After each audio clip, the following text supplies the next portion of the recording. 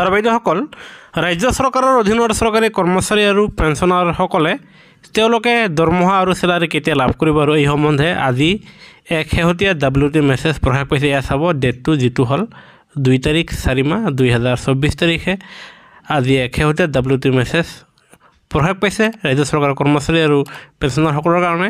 সেয়েহে আমি এই মেছেজটোৰ বিষয়ে আপোনালোকক সম্পূৰ্ণ বুজাই ক'ম।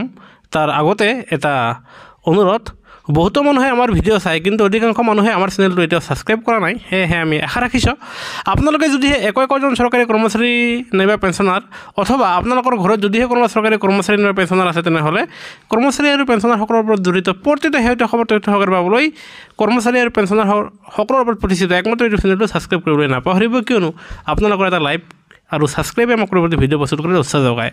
আৰু এই WT মেছেজ যি আজি প্ৰকাশ পাইছে 2 তাৰিখ 4 মাহ 2024 আৰু যিটো আপোনাৰ ফাইনেন্স আছাম দিছপুৰৰ পৰা এইটো পঠাইছে আৰু এইটো অসমৰ সকলো ট্ৰেজাৰী অফিচাৰবিলাকলৈ পঠাইছে আৰু য'ত আপোনাৰ কোৱা হৈছে যে আপোনাৰ কৰ্মচাৰীসকলৰ যি দৰমহা আৰু পেঞ্চনৰ বিলসমূহ আছে সেয়া আপোনাৰ 2 তাৰিখৰ পৰা 5 তাৰিখৰ ভিতৰত সেয়া সংগ্ৰহ কৰিবলৈ কোৱা হৈছে। আনহাতে আপোনালোকৰ চেলাৰী আৰু আপোনাৰ পেঞ্চনৰ বিলসমূহ 8 এপ্ৰিল 2024 তাৰিখৰ পৰা সেয়া আপোনাৰ মোকলাই দিবলৈ কোৱা হৈছে। সেয়েহে আজি বিত্ত বিভাগৰ WT মেছেজ মৰ্মে আপোনালোকৰ চেলাৰীসমূহ আপোনালোকে 8 এপ্ৰিলৰ পৰা সেয়া আপোনালোকৰ একাউণ্টত সোমাব।